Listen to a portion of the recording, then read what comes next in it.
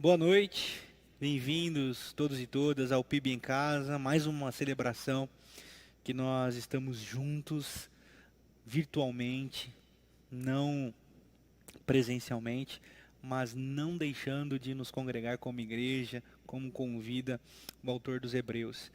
E que bom poder entrar na sua casa, que bom nós podermos conversar, que bom nós podemos orar juntos, cantar juntos, meditar no texto sagrado. E agora eu gostaria de repartir um pouquinho com vocês da palavra, repartir um pouquinho do que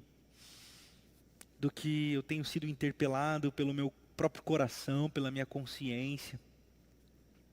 Eu tenho sondado o meu coração, tenho sondado a minha alma para tentar entender. E às vezes eu não consigo.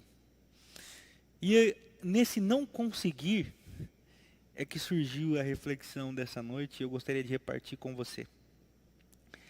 Ela tem como título: Por que tanto sofrimento? Ou por que sofremos tanto?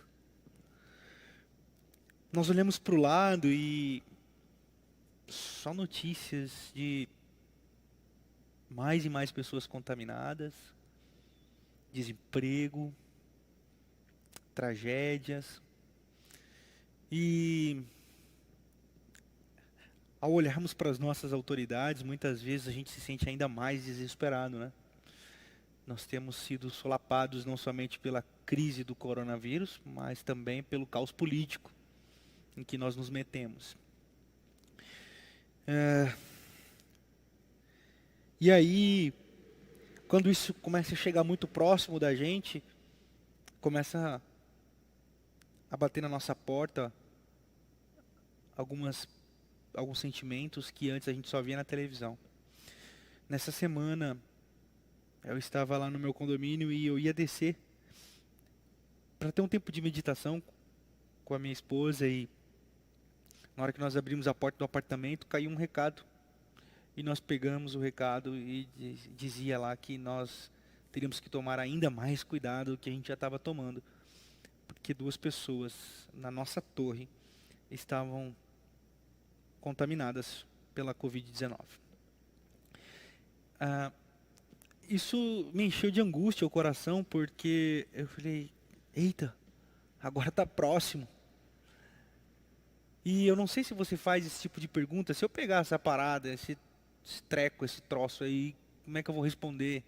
Será que eu vou ser assintomático? Será que eu vou ter ou sintomas leves?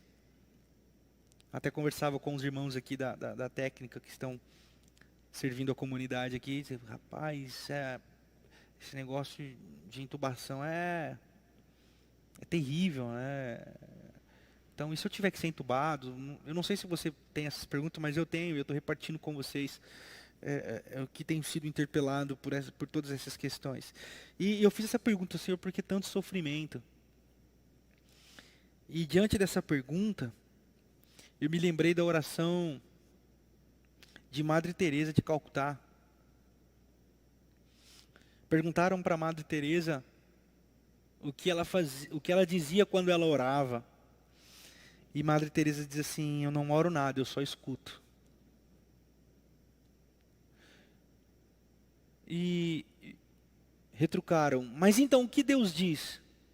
Ela disse: ele não fala nada, ele só escuta. Diante das minhas perguntas para Deus, eu me senti nesse interstício da oração de Madre Teresa de Calcutá e a resposta de Deus. E a resposta de Deus para Madre Teresa de Calcutá. Me senti no interstício do silêncio. Diante da pergunta, por que tanto sofrimento? Ou por que sofremos tanto? Kierkegaard vai dizer que nós precisamos mergulhar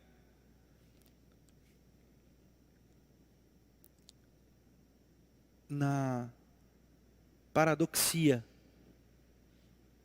de um pensamento. E que pensamento é esse que Kierkegaard vai dizer? O paradoxo é se Deus é bom, por que as pessoas sofrem tanto? Porque se Deus é bom, e as pessoas sofrem tanto, ou Ele não é poderoso, ou Ele não é bom.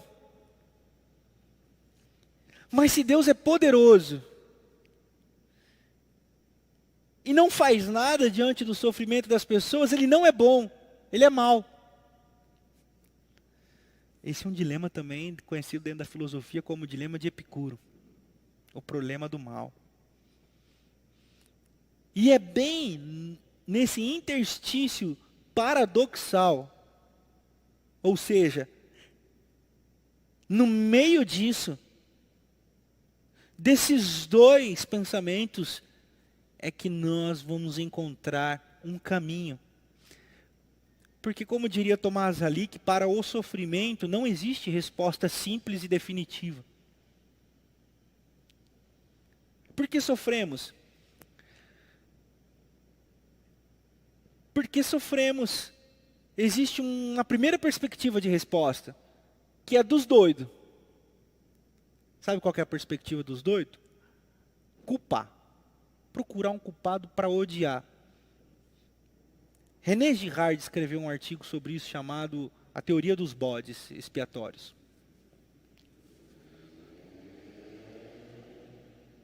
Então a gente vai procurar um culpado. A China, a desgraça do morcego que comeram sem ferver ou sem lavar, sabe? O outro lado já vai querer culpar o presidente, que tem lá suas culpas e suas responsabilidades. Escrevi sobre isso essa semana. Nenhuma autoridade pode dizer e daí, diante da morte, ainda mais a morte da população do seu país. Mas ele não é o culpado. Ou não pode ser colocado como bode. Porque na teoria do bode nós vamos procurar alguém para odiar. E o ódio é um caminho para responder ao nosso sofrimento. Mas eu não diria que ele é suficiente. Fui interpelado pelo ódio para responder por que sofremos tanto, mas não encontrei guarida, porque a Bíblia me pede para não ir por aí. Então rechacei, embora seja visitado por esses sentimentos constantemente, rechacei o caminho de achar um bode. A filosofia, como eu acabei de dizer, com Kierkegaard, com Epicuro, com seu dilema sobre o mal, paradoxal sobre o mal, tenta responder, se debate na bondade de Deus, se debate no problema do mal, e muitas vezes chega na agonia de afirmar que diante do sofrimento e diante do mal, Deus não existe, porque se existisse mesmo, não deixaria isso assim. Então, muitas vezes a resposta da filosofia é o ateísmo. É a negação de Deus. Mas, embora encontre muita simpatia por vários aspectos, por exemplo, quando eu vejo uma comunidade evangélica passando com um carro de som, dizendo que o coronavírus não vai pegar quem levanta a mão para o céu e dá glória a Deus, e quem entrega oferta, eu chego a dar um glória a Deus pelo ateísmo, sabe?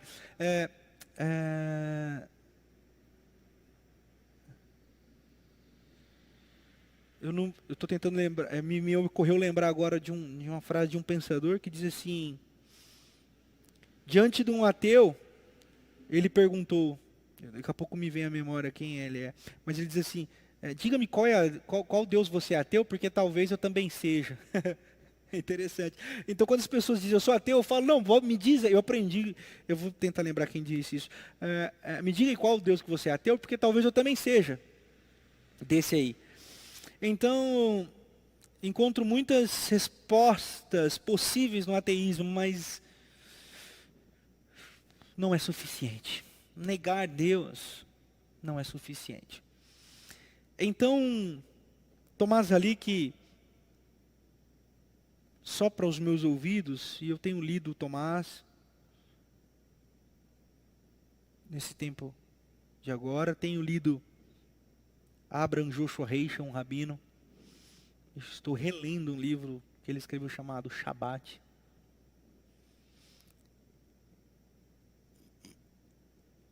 E essas respostas que fui interpelado pela minha alma não encontraram respostas em Tomás, nem no Heschel, mas me fizeram refutar a doideira do negacionismo ou do bode expiatório, me fizeram negar a filosofia da negação de Deus. E aqui eu trago como proposta uma resposta: por que tanto sofrimento ou por que sofremos tanto? Fugindo do simplismo, fugindo da performática e da performática, ou seja, tratar de abstrações apenas. Mas quero convidá-los a um caminho bíblico para esse tempo de sofrimento que nós temos vivido. Quando eu me deparo com o livro de Jó, eu vejo que a teologia também tentou fazer suas respostas, construir os seus caminhos para responder sobre o sofrimento. E diante dos fatos e fatores que a teologia narra e interpreta na história, e também na história bíblica, nós construímos algumas coisas aí. E dentro do cristianismo, nós construímos algumas perspectivas sobre Deus. A primeira delas é a justiça retributiva.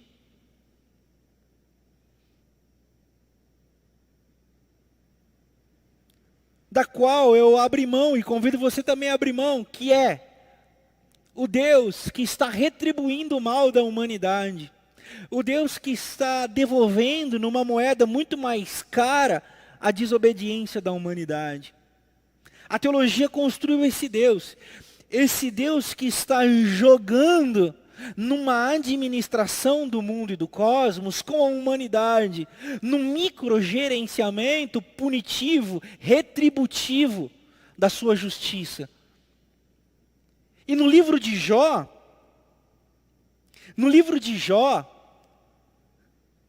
nós temos essas perspectivas. Porque o começo do livro diz assim, que o maligno, a maldade, chegam diante de Deus e falam assim: olha, Jó só te serve porque ele tem tudo. Porque ele tem tudo. E aí nós começamos a desenhar no nosso escopo teológico o diálogo de um Deus que fala assim: não, pode zoar com ele. Porque de fato está escrito, mas está escrito dentro de um outro contexto. E nós não podemos tirar esse contexto. E é sobre isso que eu quero dizer. E aí nós vamos construindo de um Deus que fala assim: não, vai, vamos provar. Porque depois que provar, você vai ser aprovado. E depois de aprovado, a sua vida vai melhorar. Então nós começamos a tratar Deus como esse microgerenciador de situações e de provações que vão nos colocando diante do caos e da dor e do sofrimento para que a gente seja aprovado. Que depois de provado, a gente seja aprovado e retribuído. E isso é totalmente desconstruído. Por quê? Porque os amigos de Jó chegam para ele e falam assim: e aí, Jó? Solta a bucha. O Jó fala: que bucha? O que você fez de errado, Jó? Não é possível, Jó. Jó, você tinha tudo. Agora você não tem nada, está lascado. O que você fez de errado para merecer isso? E Jó diz assim: eu não sei. E os caras falam: não é possível, Jó. Ninguém sofre à toa, Jó.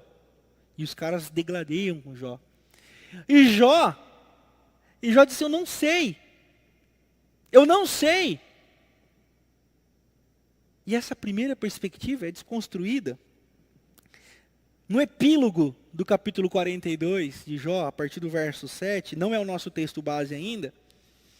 Diz assim, ó: depois que o Senhor disse essas palavras a Jó, diz também a Elifaz de Temã: estou indignado com você e com seus 2 amigos, pois vocês não falaram o que é certo a meu respeito. Vocês não falaram o que é certo a meu respeito. O que eles falaram? Eles falaram assim: Deus retribui a nossa bondade e pune a nossa maldade. Não é essa a perspectiva de Deus.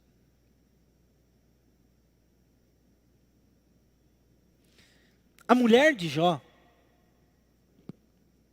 diz a ele: olha, eu não sei o que você fez de errado,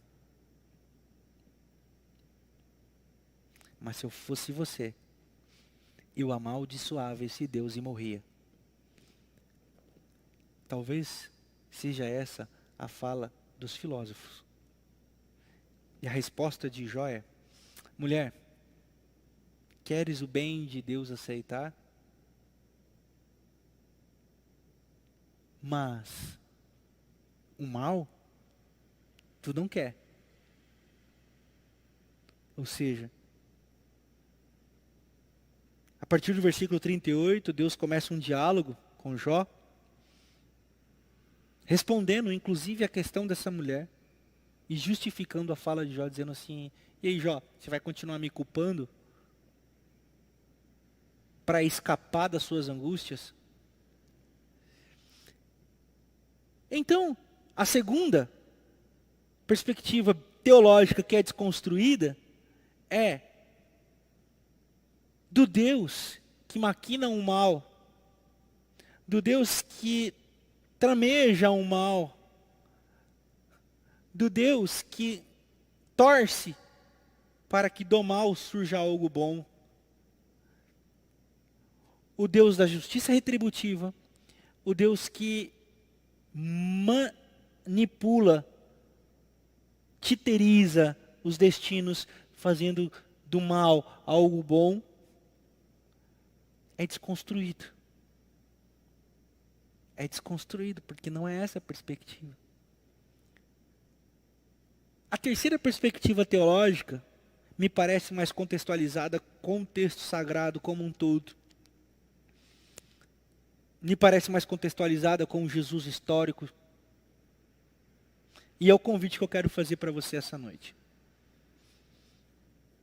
Está no capítulo 42, a partir do verso 1, que diz assim, ó: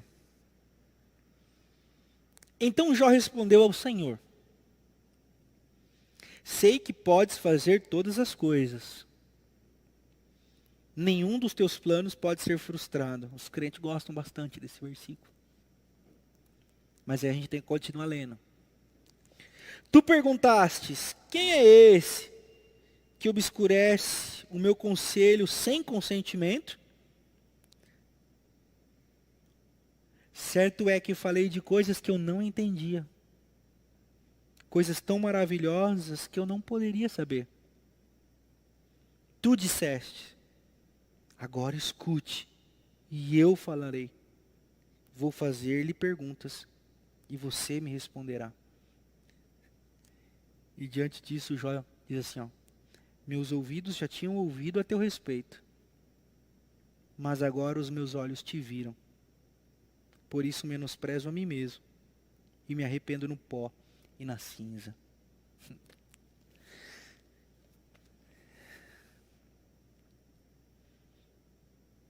Já diria a poetisa que viver é sofrer. Ninguém, por melhor que seja, está blindado, anestesiado do sofrimento. Nenhum cristão, nenhum religioso, nenhum ateu, nenhum ser humano pode bater no peito e dizer: eu estou blindado ou blindada do sofrimento. Essa é uma angústia que nós vamos levar até o fim da nossa vida. talvez nós nunca saberemos responder a elas. E aqui que mora o caminho do Evangelho. Nesse diálogo de Deus com Jó, de Jó com Deus, dos amigos com Jó, da mulher com Jó, da sociedade com Jó, Jó acolhe o seu sofrimento, olha para o alto, convida a Deus para um debate e diz: me explica, por que tanto sofrimento?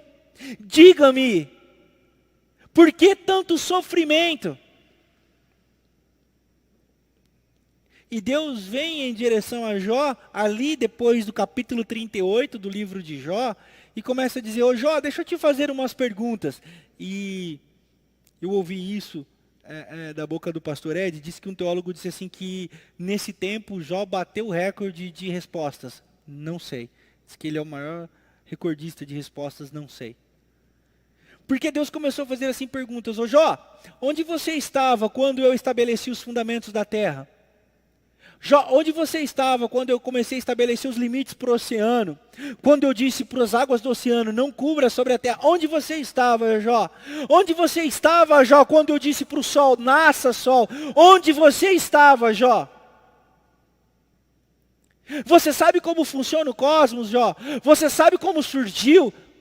Você sabe onde você estava quando eu fiz tudo isso? E Jó diz: não sei, não sei, não sei, não sei. Então, Jó, você percebe que não é no você saber que você existe, que não é no você ter todas as respostas, melhor dizendo, que você existe, que não é você ter todo o domínio do conhecimento, do bem, do mal e do sofrimento que você existe, mas você vai existir quando você passar a me enxergar.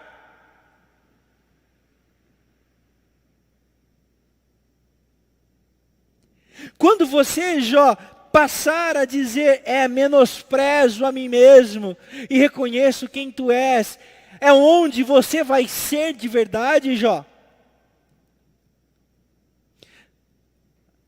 Irmãos, irmãs, o livro de Jó nos brinda com uma lição dentro do Evangelho, que é um convite a: olha, de fato tem coisas que não têm explicação, mas eu não preciso de explicação, eu me lanço no interstício, no intervalo, no paradoxal do não saber.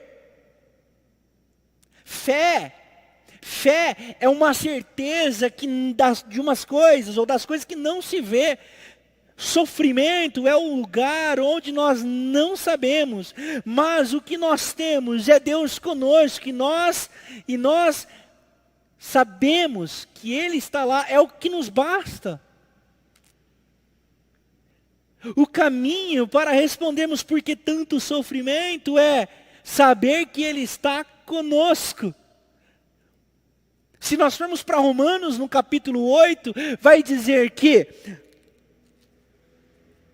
a natureza geme, a criação geme e o Espírito geme com gemidos inexprimíveis. O Espírito está em sintonia com a agonia do mundo. Nós não temos um sumo sacerdote, nós não temos um intercessor, nós não temos um Senhor que não seja capaz de se compadecer das nossas dores. E se antes nós ouvíamos falar desse Paráclitos, se antes nós tínhamos um discurso ouvitivo, se antes nós tínhamos um discurso bonito, performático, agora nós temos chagas no nosso corpo, agora nós temos marcas, nós temos sangue. Nós sabemos o que é sofrer, nós temos experimentado do sofrimento, e agora mais do que nunca Ele diz: eu estou com vocês. Agora o nosso discurso não é só um discurso, é uma experiência. Agora o nosso clamor não é uma mão levantada no culto com luzes, tudo bonito. Agora o nosso clamor é de sangue, é de morte, é real. Mais do que nunca, a sombra do vale da morte está sobre nós. Só que mais do que nunca, a sombra do onipotente nós descansamos. Mais do que nunca, a cruz está diante de nós. Mas mais do que nunca, a morte não é capaz de retê-lo.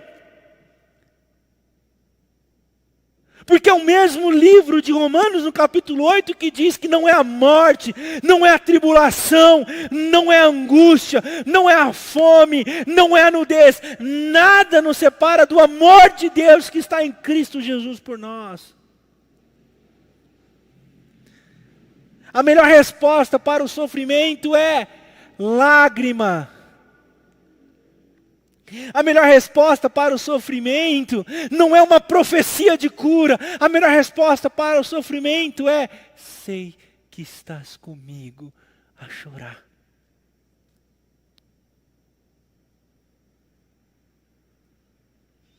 Não quero bodes expiatórios, não quero negacionismo de Deus, eu não quero ateísmo, eu não quero a barganha, eu não quero a explicação, eu só quero ver Deus. Eu só preciso saber que tu estás comigo.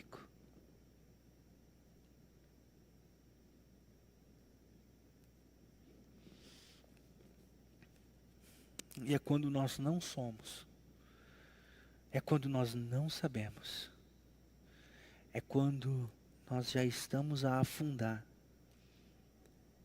que nasce a fé. É no meio das tempestades que nós podemos acordá-lo e dizer: Senhor, nós estamos afundando. E Ele diz: eita, a fé está vacilando, hein? Mas que bom, porque vocês vieram me chamar. E vocês sabem que eu estou aqui. Talvez seja esse o tempo da gente acordar, perceber e saber que Ele está conosco, na proa do barco. Talvez seja esse o momento da gente andar sobre o mar, começar a afundar. E Ele vem e diz: tenham fé. Não uma fé que sabe de tudo. Não uma fé que te blinda de tudo. Não uma fé que te retribua com bens, curas e toda a parafernália religiosa. Mas uma fé que te brinda com uma incerteza de respostas, mas com uma convicção inabalável de que Ele está com você. A melhor resposta para o sofrimento é a lágrima, é o clamor e é o acolhimento. O convite é: vamos acolher uns aos outros. Tem gente do nosso lado querendo deixar de crer. Tem gente do nosso lado se esquecendo de Jesus. Tem gente do nosso lado começando a procurar os bodes. Tem gente do nosso lado começando a fazer as mesmas perguntas. Se Deus é bom, Ele tinha que curar as pessoas. Se Ele é poderoso, Ele tinha que vencer o mal. E Ele não está fazendo nenhuma dessas duas coisas. Então, Ele não existe. Tem gente do nosso lado.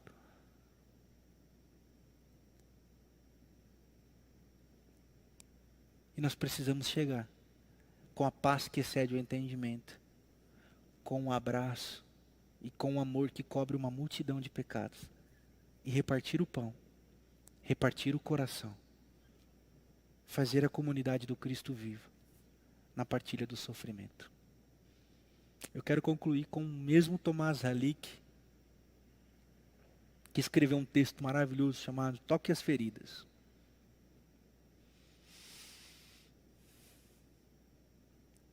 Ele aborda que Tomé não foi o discípulo incrédulo. Na realidade, Tomé foi o discípulo que se colocou à disposição para crer, tocando nas feridas.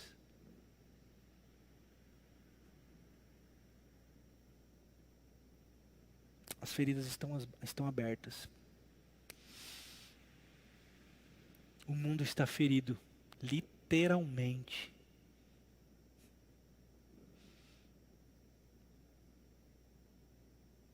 E cabe a nós tocarmos esse mundo ferido. E o tocar não é literalmente. que agora o tempo é de isolamento, mas tocar com a nossa fé, com a nossa palavra, com a nossa partilha, com o nosso coração, como igreja de Jesus. Por isso eu gostaria de convidar você a mergulhar nesse interstício, a mergulhar nessa incerteza e acolher essa incerteza de que mesmo que você não tenha todas as respostas, Ele está lá. E mesmo que você não veja, mesmo que você não sinta, Ele está lá. Ele está aí. E o meu convite é a todos que não sentem, a todos que não veem, a todos que não conseguem crer, bem-vindos à mesa. Receba um abraço acolhedor de Deus.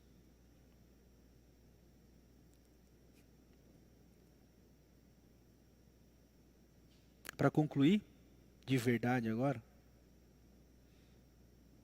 lembro de uma história de dois monges que conversavam sobre a existência de Deus. Deus existe, Deus não existe, Deus existe, Deus não existe. E eles acabaram definindo durante a noite que Deus não existia. E pela manhã, um deles acordou e viu o outro fazendo o seu devocional. E ao vê-lo fazendo devocional, ele o indagou: "Ô, o que você está fazendo?" "Estou fazendo meu devocional aqui com Deus." Ele falou: "Mas a gente não definiu ontem à noite que Deus não existia?" Então o outro lhe devolveu: "Mas o que Deus tem a ver com isso?" Nós podemos definir muitas coisas sobre Deus, mas Ele não tem nada a ver com isso. O Deus que você vê, ou o Deus que você não vê, é só o Deus que você vê, ou o Deus que você não vê? Não é Deus. Ele é muito maior. Ele é muito maior. E você só precisa saber que Ele está. E se antes você o conhecia de ouvir falar, que de alguma forma você possa percebê-lo. Essa é a minha oração. Essa é a minha súplica, para que a gente tenha experiências com Deus. Experiências de um Deus presente. Num caminho de oração. Num caminho de desapego. Num caminho de não querer. Eu quero ser, mas tu és. Eu quero ser, não sendo.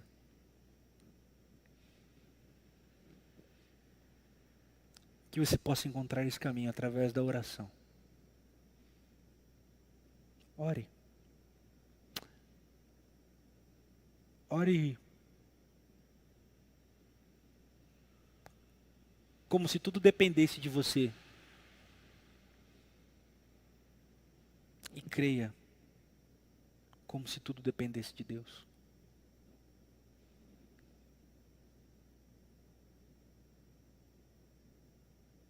Eu acho que é um bom tempo para a gente encontrá-lo. Eu espero que você o encontre. Espero mesmo. Eu espero encontrá-lo. E nesses encontros a gente vai ser curado, tocado, transformado. Espero isso.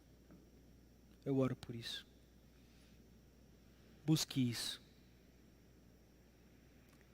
Que o amor de Deus o Pai, a graça de Jesus o Filho e a consolação do Deus Espírito seja com a sua casa, com o seu lar, com a sua família. E que diante de todas as incertezas, e não respostas, o Senhor possa ser encontrado. Que assim seja. Em todas as casas dos meus irmãos e irmãs. No nome de Jesus. Amém.